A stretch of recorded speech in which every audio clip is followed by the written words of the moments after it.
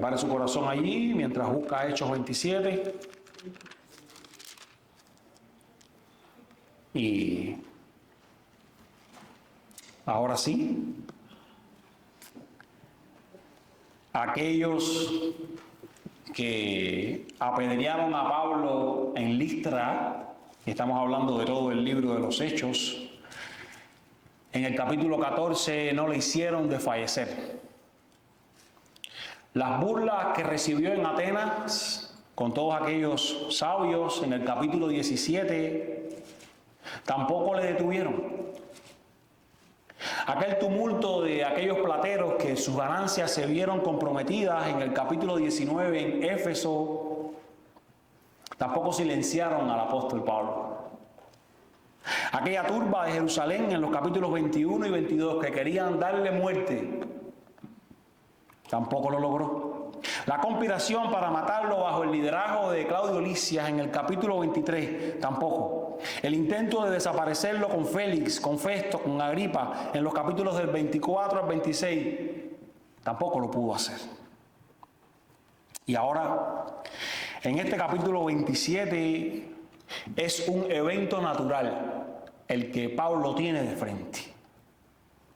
Es una tempestad, es el naufragio en un barco en el cual él iba a bordo rumbo a Roma. Y al leer este capítulo que estaremos mirando en unos segundos, queda demostrado que no hay nada que pueda frustrar la voluntad de Dios, que no hay nada que pueda frustrar sus planes. Así es que vamos a leer nuestra historia de hoy en este capítulo 27, teniendo en mente que Dios cumple sus planes al orquestar decisiones humanas, al orquestar eventos naturales, al en medio de ellos incluso estar trabajando. Así es que vamos a leer con esto en mente. Dios está en control. Todo el capítulo 27 de este libro de Hechos que hemos estado estudiando por los últimos 39 domingos. Dice allí: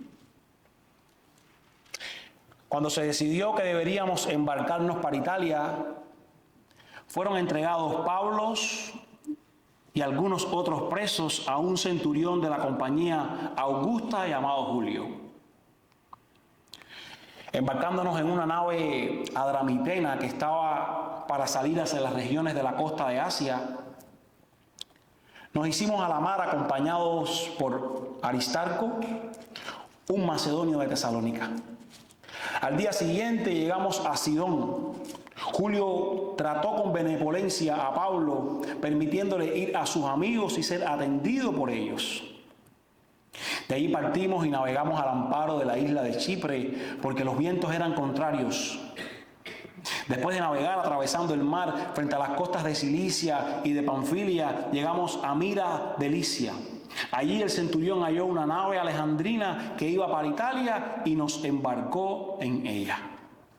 Después de navegar lentamente por muchos días y de llegar con dificultad frente a Nido, pues el viento no nos permitió avanzar más, navegamos al amparo de la isla de Creta frente a Salmón. Costeándola con dificultad, llegamos a un lugar llamado Buenos Puertos, cerca del cual estaba la ciudad de Lasea. Cuando ya había pasado mucho tiempo y la navegación se había vuelto peligrosa, pues hasta el ayuno había pasado ya, Pablo los amonestaba diciéndoles: amigos, veo que de seguro este viaje va a ser con prejuicio y graves pérdidas, no solo del cargamento de la nave, sino también de nuestras vidas. Pero el centurión se persuadió más por lo que fue dicho por el piloto y el capitán del barco que por lo que Pablo decía. Como el puerto no era adecuado para invernar, la mayoría tomó la decisión de hacerse a la mar desde allí para ver si le era posible arribar a Fenice, un puerto de Creta que mira hacia el nordeste y el sudeste, y pasar el invierno allí.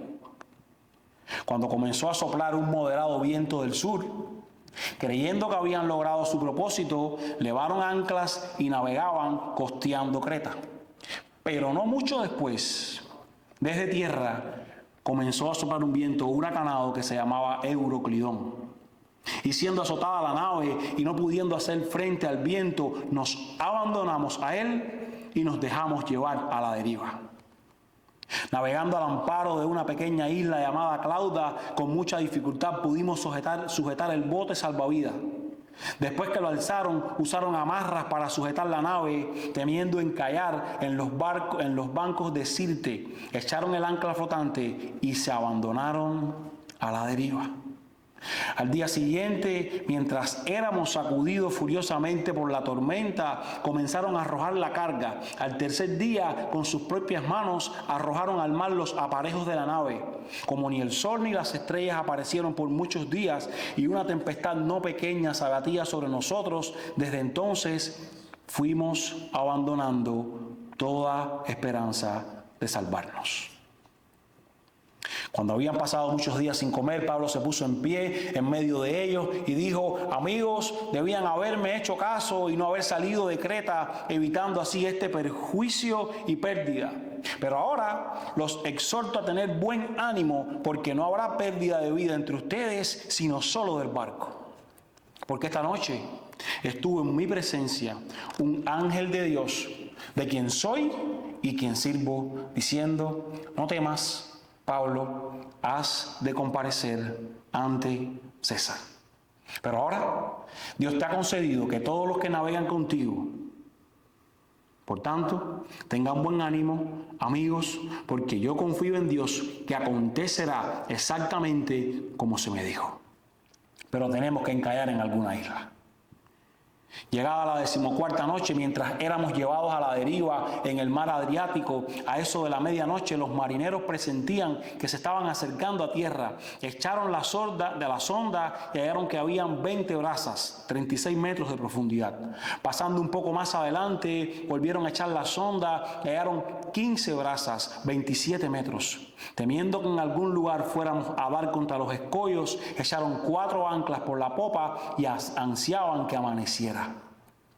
Como los marineros trataban de escapar de la nave y habían bajado del bote salvavidas al mar bajo el pretexto de que se proponían echar las anclas desde la proa, Pablo dijo al centurión y a los soldados: si estos no permanecen en la nave, ustedes no podrán salvarse. Entonces los soldados cortaron las amarras del bote y dejaron que se perdiera. Cuando estaba a punto de amanecer, Pablo exhortaba a todos a que tomaran alimento, diciendo: hace ya 14 días que, velando continuamente, están en ayunas sin tomar ningún alimento.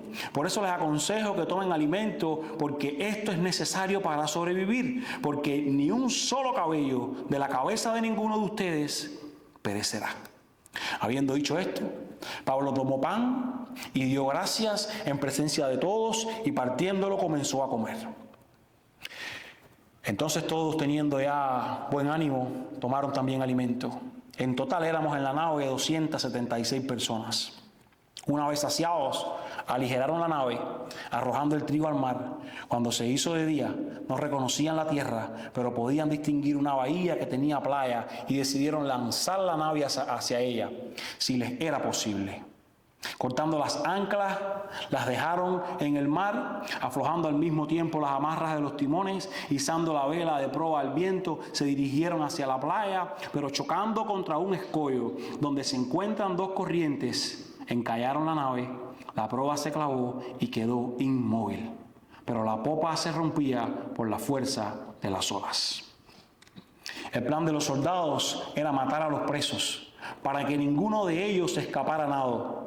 Pero el centurión, queriendo salvar a Pablo, impidió su propósito y ordenó que los que pudieran nadar se arrojaran primero por la borda y llegaran a tierra.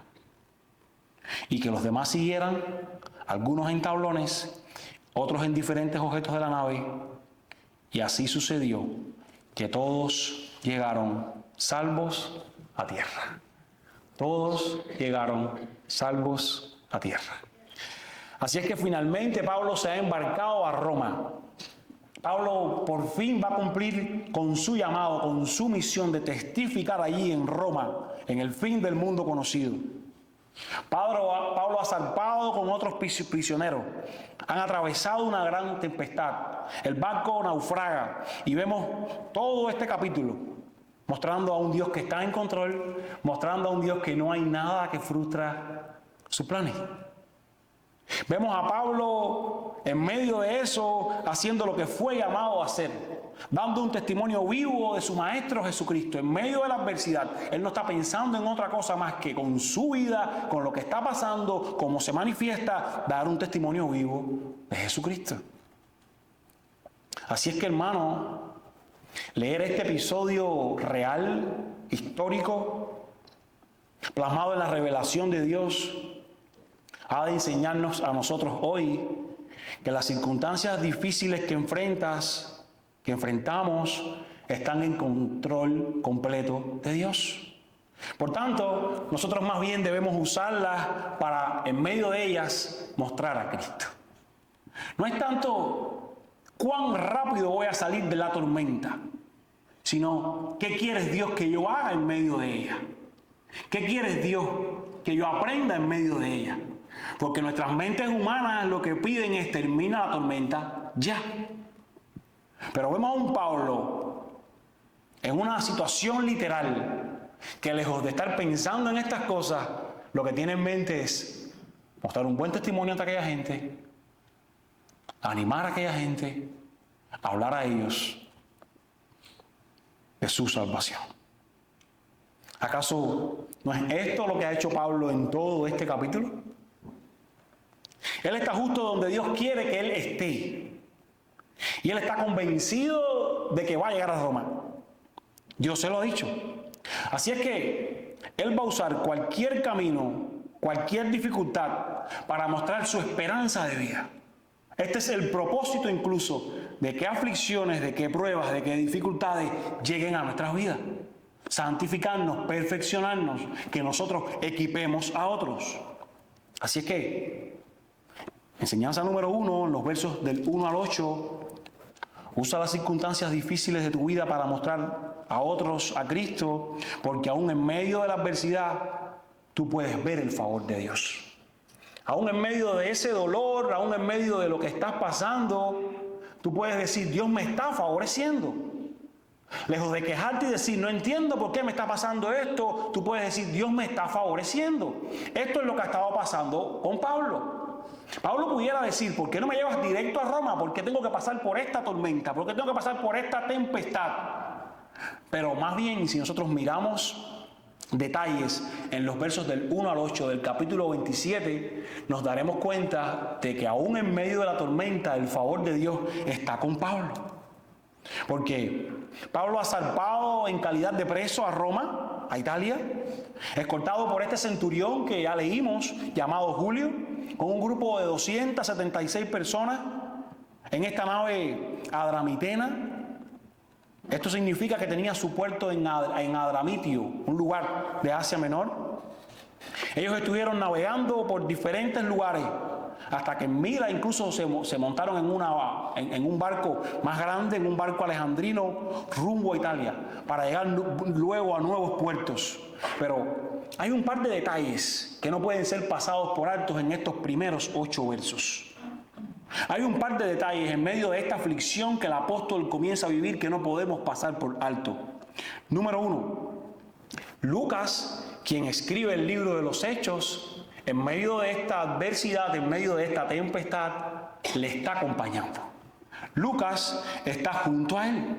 Él es el escritor y él mismo está hablando en primera persona del plural. Él está diciendo aquí, nosotros deberíamos, embarcándonos, llegamos, partimos, cosas que a él le involucran, como que él estaba presente en lo que estaba ocurriendo. Él no escuchó estos hechos y después los tomó para dejarlos plasmados. Él estaba allí presente, él estaba contando. Esto es favor de Dios. Lucas, en medio de la adversidad, acompañando a Pablo. En segundo lugar, verso 2, hay alguien más le acompañaba. Al final del verso 2, alguien llamado ¿cómo? Aristarco, un macedonio de Tesalónica. Este era un amigo, un hermano de Pablo, un compañero mencionado. Lo leímos unos capítulos atrás, en el capítulo 19, verso 29, en el capítulo 20, verso 4, y en Colosenses Pablo lo vuelve a mencionar después. O sea que Pablo está atravesando esta aflicción, pero la acompañan Lucas y la acompañan Aristarco. Este es favor de Dios. Cuánto amor de Lucas y de Aristarco al disponerse para hacer este viaje peligroso e incómodo con Pablo. Cuánto apoyo a su ministerio. Cuánto apego por el apóstol. Esto es favor de Dios. Un detalle más sobre esta primera sección. Verso 3. Mírelo usted en su Biblia. Cuando ellos llegaron a un lugar llamado Sidón, ¿qué pasó? Julio, que representa a Roma, que no representa a Pablo, ¿qué hizo? ¿Qué hizo?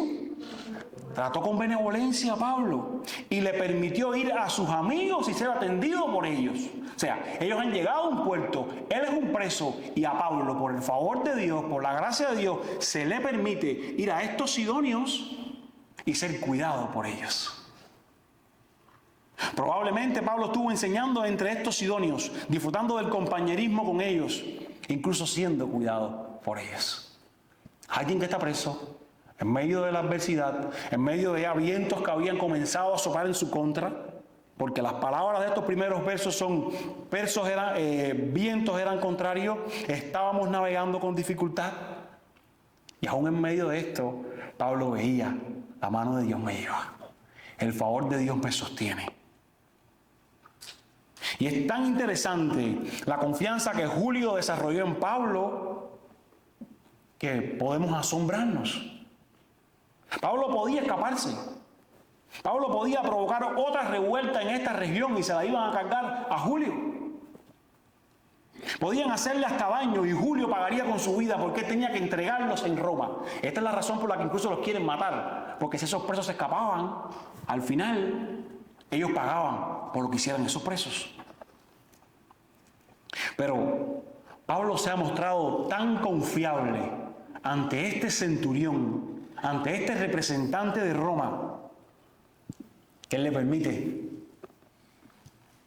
esta concesión, ir con sus amigos, ser cuidado por ellos. Y la manera en la que Pablo logra obtener esta confianza es un ejemplo de la virtud cristiana. La pregunta es, ¿cuánto la gente puede confiar en la obra que Dios está haciendo en tu vida? ¿Cuán confiable eres para la gente, hermano que me escuchas? ¿Cuán confiable es tu vida para otros? Y no estoy hablando de confianza ciega. Estoy hablando de que el cristiano debe ser alguien confiable por la obra de Dios que comienza a transformarle y aquellos que no lo son comienzan a verlo.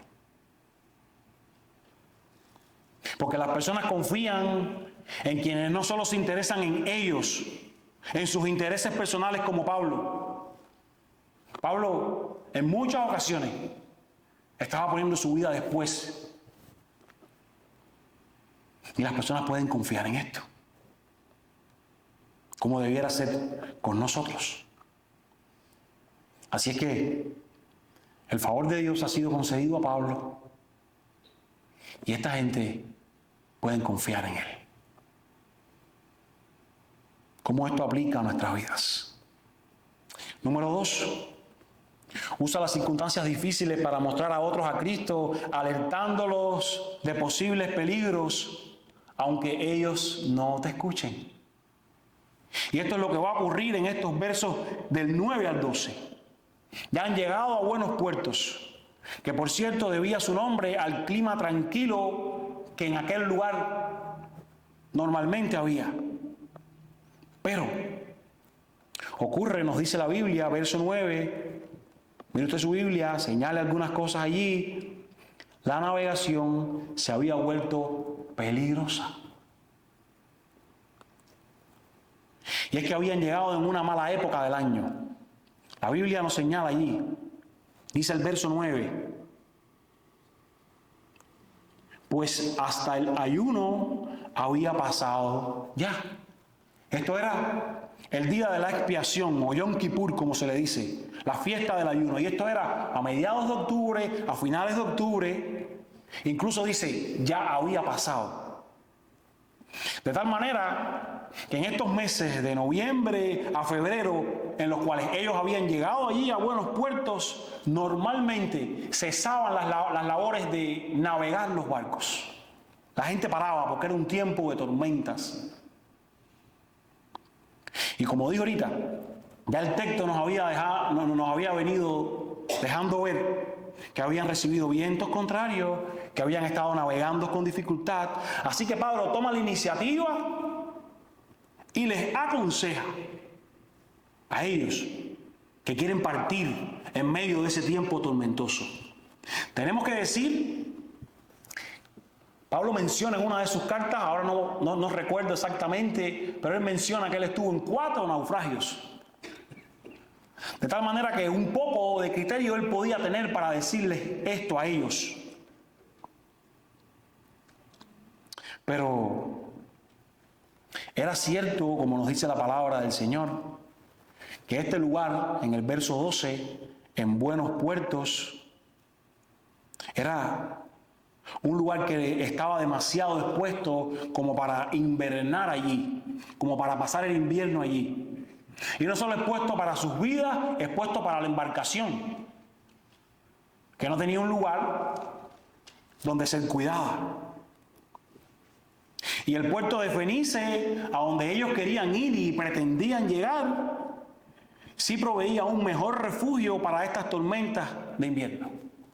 Pero ya era demasiado tarde y no les iba a dar tiempo a avanzar sin que cualquier tempestad les azotara, como ocurrió y como Pablo advirtió.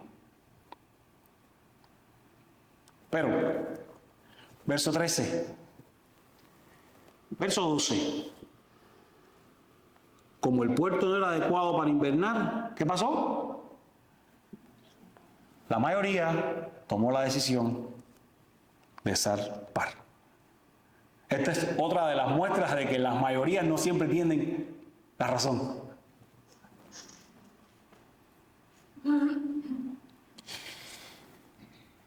Y dice el verso 13 que cuando comenzó a soplar un viento moderado,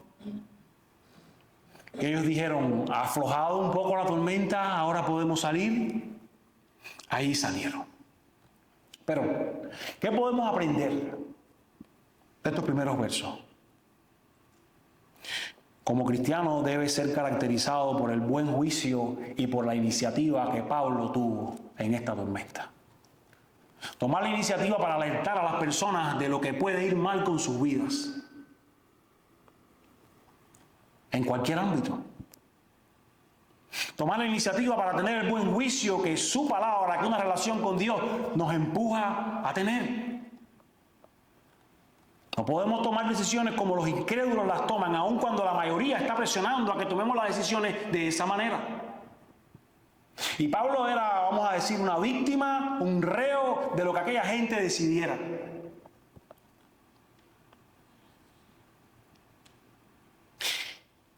Y Pablo ofreció su consejo aún siendo un prisionero. Él no se quedó pensando ser menos. Él dijo, tengo una palabra que decir, tengo algo que aconsejar. Él tenía un criterio acertado por encima de lo que la mayoría estaba diciendo. Y esta decisión, dice el verso 11, que el centurión se persuadió más por lo que fue dicho por el piloto que por lo que Pablo decía. En otras palabras, Pablo, no me interesa lo que estás diciendo, me interesan más las palabras del piloto. Al final, él es el experto. Pero los expertos tampoco a veces tienen la razón. Y el experto le llevó a la deriva en una tormenta. Y esta decisión más bien se tomó por la comodidad de que el otro puerto era mejor, pero ellos se iban a arrepentir de esto. Ellos iban a reconocer, Pablo tenía la razón. Y Pablo estaba sufriendo aquí, como hemos dicho, las consecuencias de estar en un grupo que no tenía elección. Y repito una vez más, sobre todo en estos tiempos que estamos viviendo, las mayorías no siempre tienen la razón. Es más, lo que la Biblia muestra en muchas ocasiones es que mayorías han tomado malas decisiones. ¿Usted recuerda? Aquellos que fueron enviados a espiar la tierra, 2 minorías dijeron, la tierra la vamos a poseer porque Dios lo dijo. Los otros, la mayoría, los gigantes son muchos, la tierra.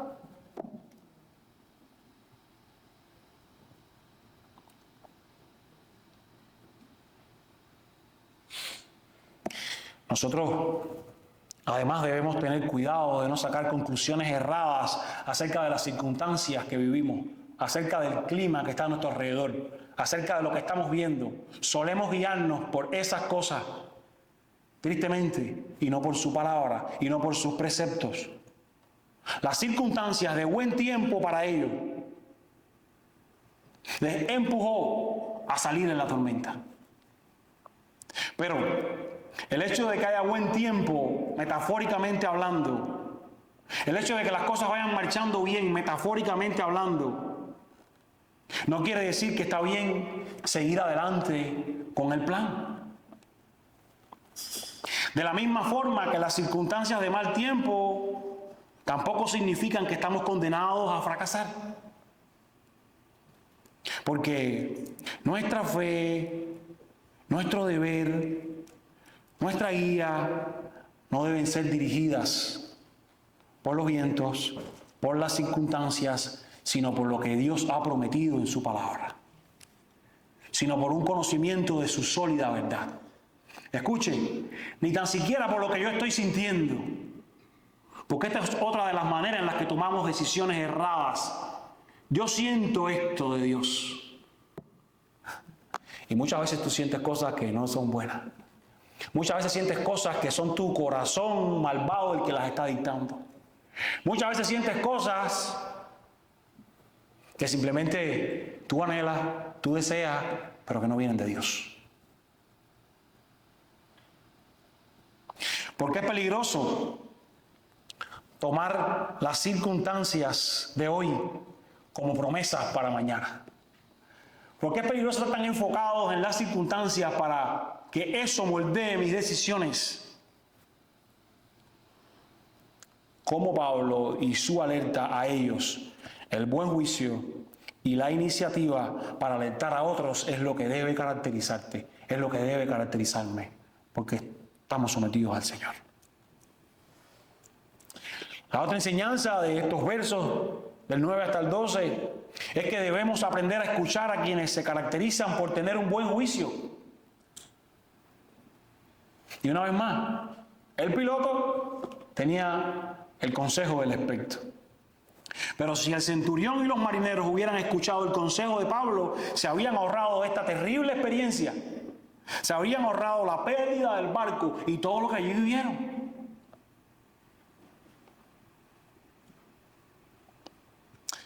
Número 3. Usa las circunstancias difíciles para mostrar a Cristo a otros, animándolos, confiados en las promesas de Dios. Y ahora, en estos versos del 13 al 26, ellos han estado en buenos puertos,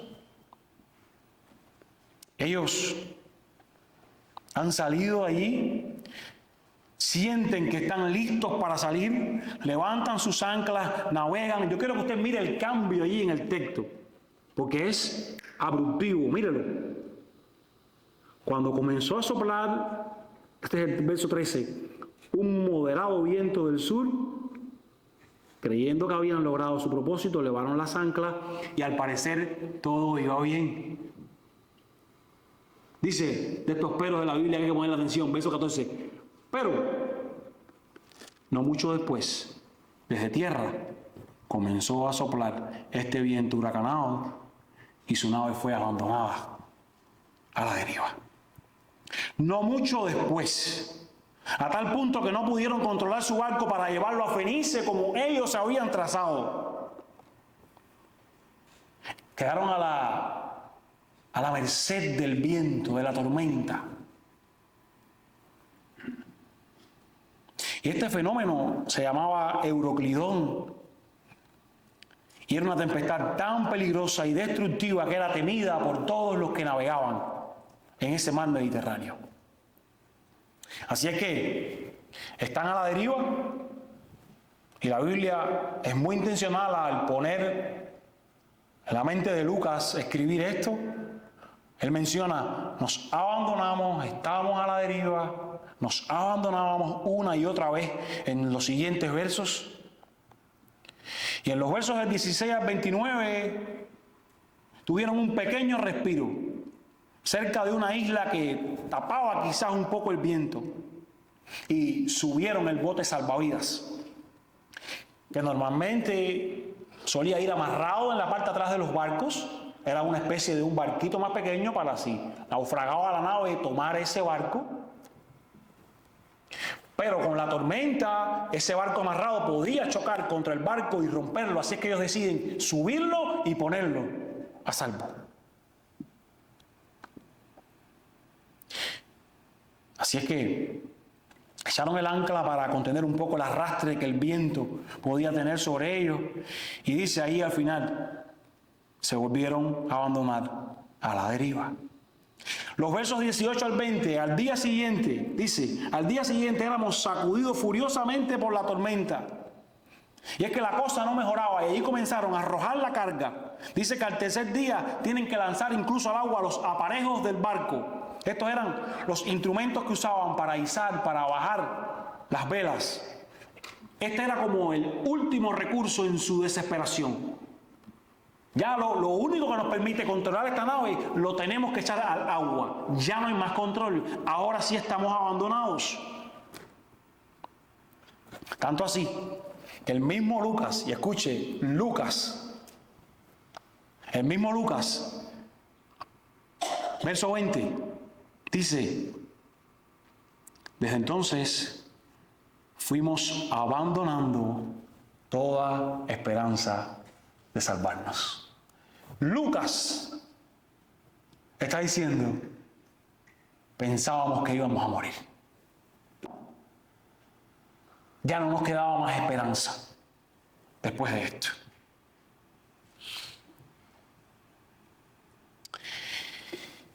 Pero en los desafíos de la vida, que es lo que estamos intentando traer acá como aplicación, aquellos que son líderes deben tomar la iniciativa.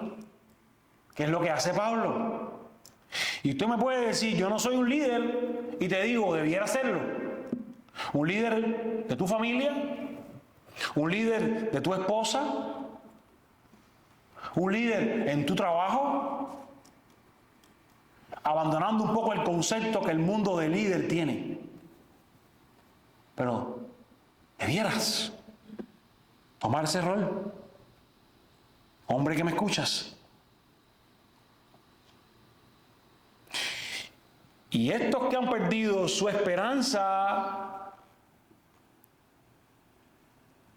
no meten a Pablo dentro de ese mismo saco.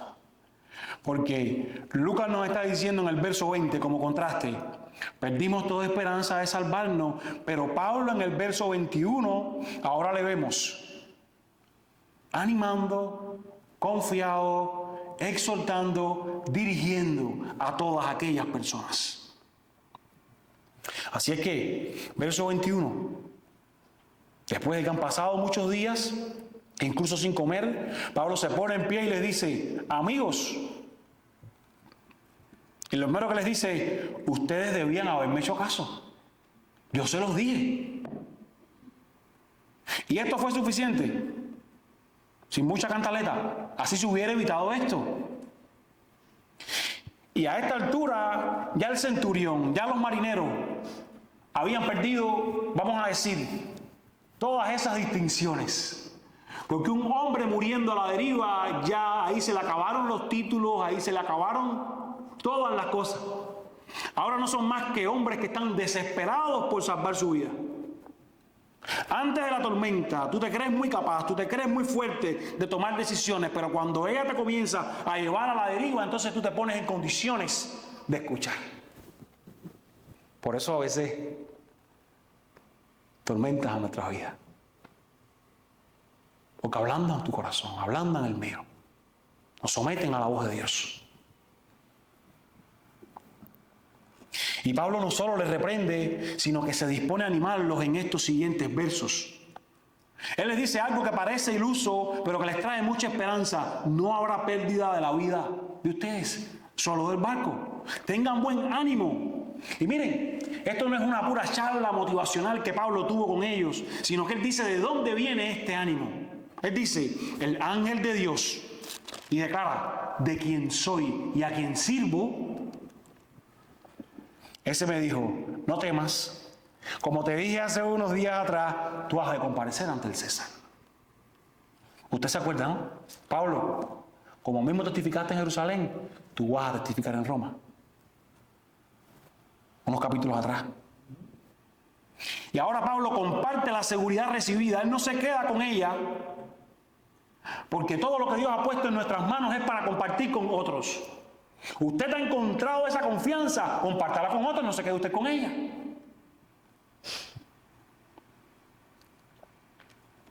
Y Pablo ha escuchado las palabras, yo te lo dije y yo lo voy a hacer. Yo te lo dije y yo te lo repito.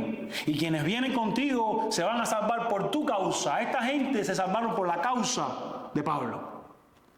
Eso es lo que dice el verso 24. No temas, Pablo. Dios te ha concedido a todos los que navegan contigo. Junto contigo, ellos se van a salvar. Y dice John MacArthur, con respecto a este verso, que los incrédulos no tienen idea de cuánto le deben a la misericordia de Dios por la presencia de hombres justos entre ellos. Así que Pablo les repite a ellos, tengan ánimo, porque yo confío en Dios.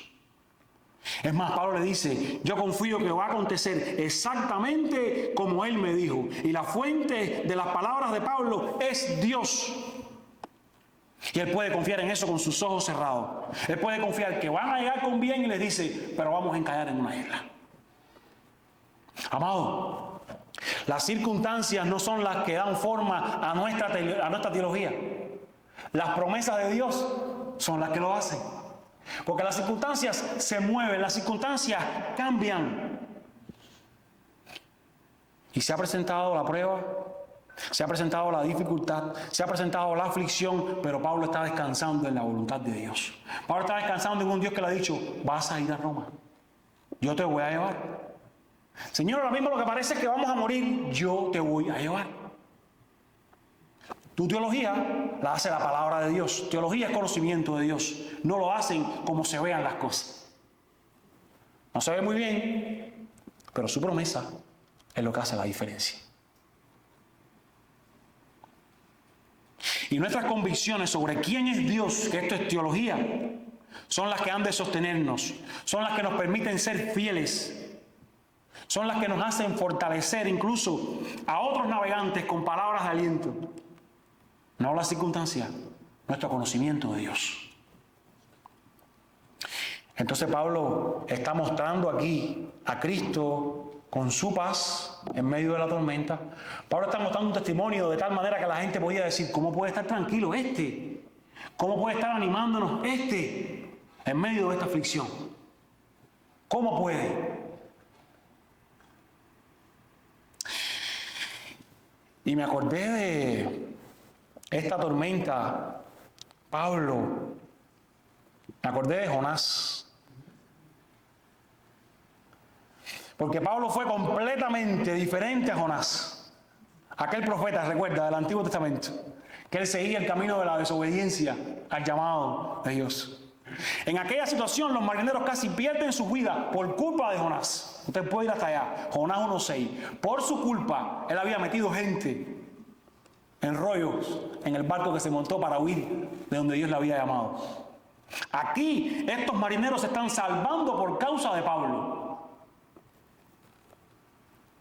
Jonás se escondió, recuerde, durmiendo bajo la cubierta hasta que ellos mismos marineros paganos lo despertaron y le dijeron: por tu culpa que nos está pasando esto.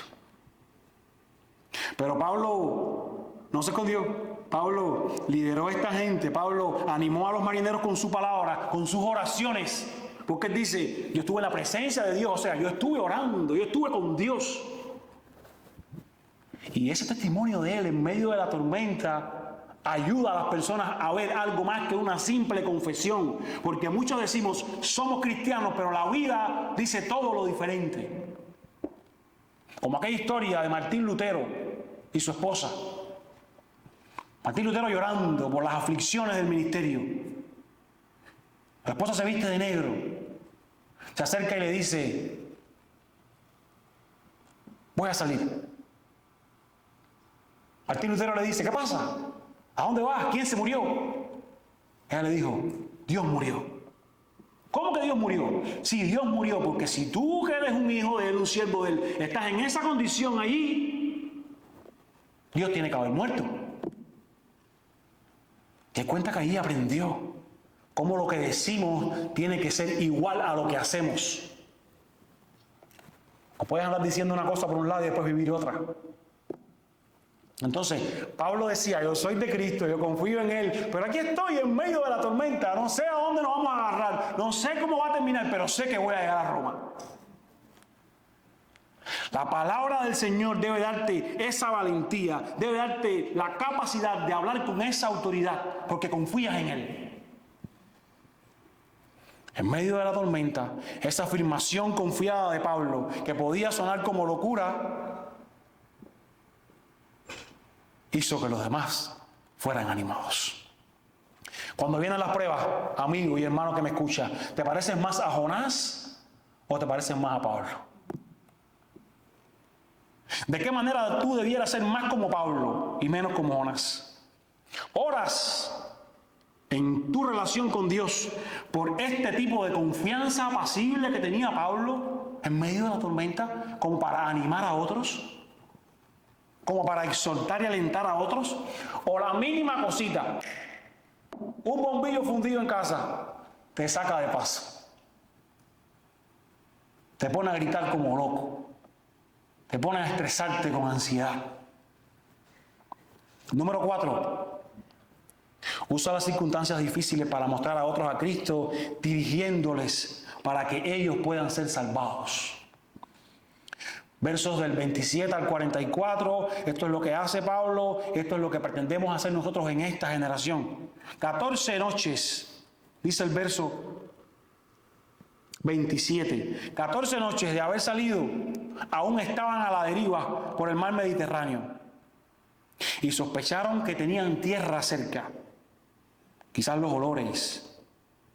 Para confirmar esto, dice que echaron una sonda. Esto era una especie de cuerda con un peso en la punta que medía la longitud hasta el fondo. Y la volvieron a echar. Y efectivamente eso les confirmaba: se está acercando más el fondo, estamos más cerca de tierra. Y dice que en los versos 30 al 32, y siga usted con su Biblia enfrente, los marineros intentan escapar, quienes estaban ahí al frente. Ellos querían tomar el bote salvavidas diciendo: la tierra está cerca, nos vamos a ir y vamos a dejar estos presos con estos oficiales embarcados aquí. Pero Pablo está alerta y va y le dice al centurión: si ellos se van, ustedes no van a poder salvarse. Con ellos vamos a llegar a la tierra. Entonces lo que hicieron fue que cortaron las amarras de aquel bote y lo dejaron perderse. Nadie podía escapar de allí, a no ser que se tirara suicida al mar. Y es que no hay nada como un problema, como una dificultad, cuando me duele a mí, no hay nada como eso para que salga a la luz mi egoísmo, para que salga a la luz el egoísmo de quien está siendo probado. Cuando le duele a él, ahí sale el egoísmo a la luz. Cuando a él le duele, él quiere huir y dejar a todos botados. Él no está pensando en todos. No me importa la gente y yo engaño con tal de salirme con la mía. Esto es lo que van a hacer esta gente. Porque ellos están incluso intentando aparentar otra cosa. Pero lo que quieren es irse. Pablo se da cuenta Y es que esta es la inclinación natural nuestra, a pensar solo en nosotros, a ser egoístas, a salvarnos nosotros. Olvidándome poco qué le importa, qué le pasa al otro. Así que cuando estaba por amanecer, con la dificultad del naufragio por delante, Pablo muestra otro momento de paz. Pablo, verso 33, a punto de amanecer, le vamos a volver a ver, diciendo, ustedes tienen que comer, ustedes necesitan estar fuertes de frente a este naufragio para llegar salvos a tierra. Incluso, ahí en el verso 34 al final, él les dice, porque ni un solo cabello de la cabeza de ninguno de ustedes perecerá. Y él estaba citando aquí un viejo proverbio judío. Hay varios libros del Antiguo Testamento que mencionan esta frase, pero en primer libro de Samuel, 14:45, nosotros la podemos encontrar. Entonces, Pablo, miren esto, verso 35, mírenlo en su Biblia, porque yo quiero que usted mire la actitud de un cristiano en una prueba, en una dificultad, en una circunstancia por la cual Dios está controlando y nos está llevando. Verso 35, habiendo dicho estas cosas, Pablo tomó pan y ¿qué hizo? Dio gracias a Dios. Pero no dio gracias a Dios calladito. Dio gracias. Dio gracias en presencia de todos. Gracias a Dios. Gracias a Dios. Mostrando serenidad, mostrando confianza, mostrando gratitud. Este es un testimonio vivo del Evangelio.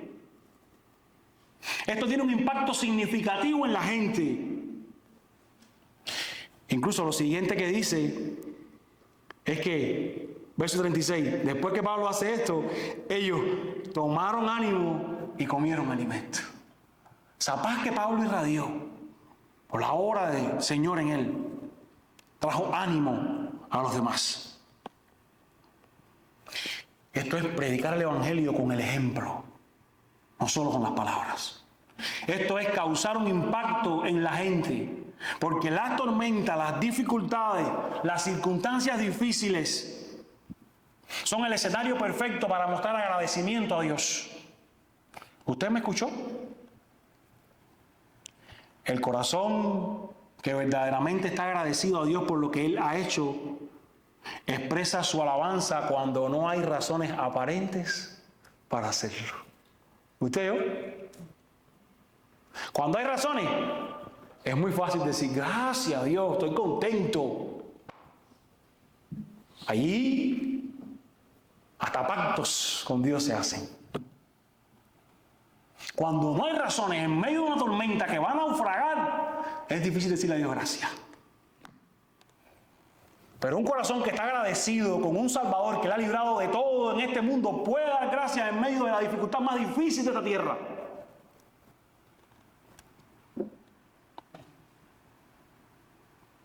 Cuando tienes muchas razones para quejarte, que incluso la gente la justificaría,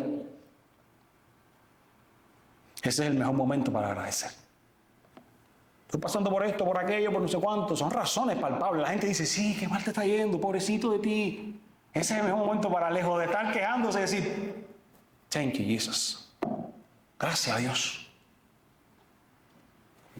Y eso está creando un impacto en la gente a tu alrededor que te está viendo.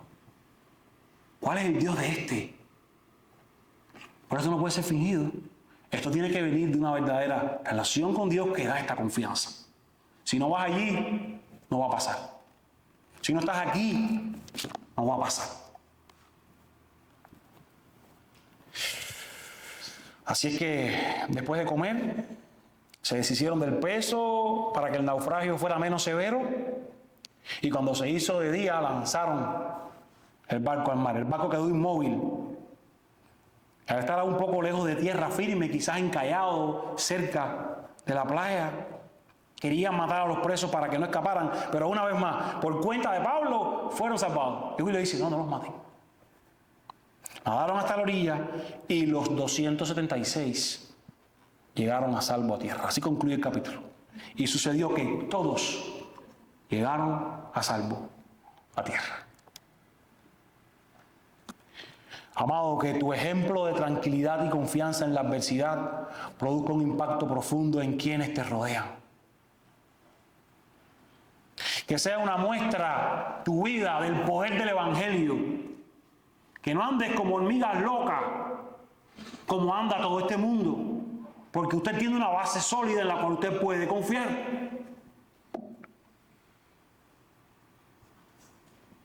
Escucha. A ti que estás aquí entre nosotros y no eres cristiano por cualquier razón. La confianza y paz mostrada por Pablo solo la puede dar Cristo.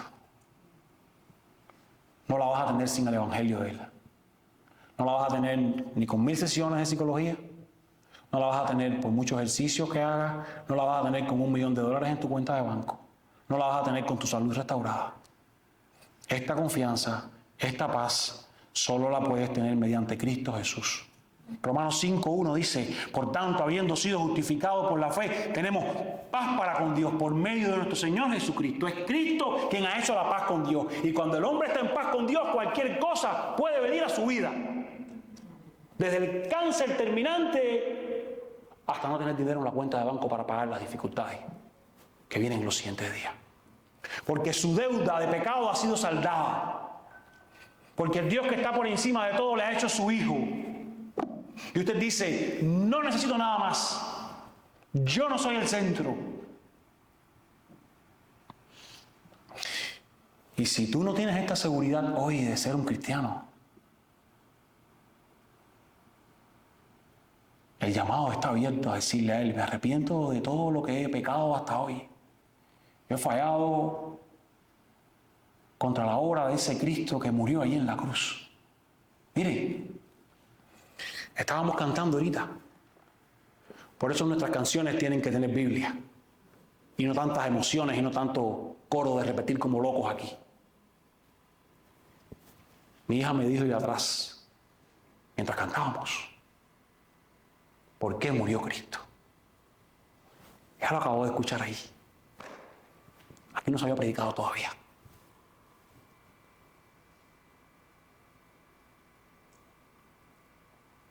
Y tenemos esa conversación una vez más, pendiente de camino a casa, cuando lleguemos a casa. Pero amado hermano, tú necesitas entender, si no tienes a Dios, ese Dios de los cielos es tan santo y nosotros hemos fallado a Él. Y Él ha provisto en Cristo Jesús esa reconciliación para que el hombre pueda tener paz. Lo contrario a eso es ir de espaldas a Él. Lo contrario a eso es la condenación eterna en el infierno. El hombre necesita reconciliarse con Dios mediante el arrepentimiento y la fe. No hay nada que el hombre pueda hacer por sus obras. Y esto es lo que más está matando a la iglesia apóstata de estos días. Se creen que porque asisten a un lugar, se creen que porque hacen determinadas cosas, eso les hace merecer algo ante Cristo. Pero solo su obra de gracia, arrepentido, creyendo en fe, les puede salvar. Corre a Él y sálvate por su obra. Si tú no tienes la seguridad de que cuando cierres tus ojos, no estarás en su presencia. No es juego de lo que estamos hablando.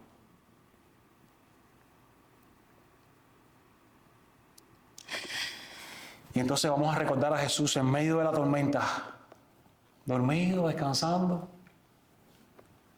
con la misma paz de Pablo, de ese Jesús que en medio de una tormenta con sus discípulos duerme plácidamente, necesita beber. De esa paz con Dios que es la principal que el hombre debe tener, es donde entonces puede fluir paz alguna en nuestras vidas. Solo eso. Amado, las circunstancias difíciles que enfrentas están en control de Dios. Úsalas para crecer y para mostrar a Cristo a otros, con tus palabras, con tu testimonio. De esto trata este capítulo 27. Dios controlando completamente una situación, Y un Pablo que está diciendo, no me preocupa lo que estoy pasando en esta tormenta. Aquí estoy agarrado firme, mostrando a Cristo, mostrando su paz al mundo. En ocasiones, tú te ves condenado a hundirte bajo las olas de los problemas que puedes vivir. Pero el Señor Jesús todavía gobierna los mares. Las promesas que Pablo tenía de Dios en medio de aquella tormenta amenazaban su misión. Pero en lugar de eso, llegaron a convertirse en una oportunidad para demostrar el poder de Dios a otros, para demostrar su amor a aquellas 276 personas. Eso cambia el enfoque para atravesar una tormenta. Lejos de sálvame, lejos de huyo por mi vida, esta gente necesita escuchar que hay un Dios, que hay un Cristo, que hay un Salvador. Mi vida no importa tanto. ¿Cómo te anima esto con tu misión en este mundo, en este año, en este siglo, en este día? En esta época, como en aquella, Dios no promete una vida a su pueblo libre de sufrimientos, libre de pruebas. No está en ningún lugar en la Biblia. Pero como Pablo, más bien, nos va a tocar soportar mucho por causa del Evangelio. Pero enfocado, tengo una promesa. A otros les voy a hablar de este Dios. Amado, no hay tormenta, no hay circunstancia, no hay personas que puedan impedir que Dios lleve a cabo su plan. Por tanto, simplemente muestra a Cristo en medio de eso. Es lo que Dios quiere.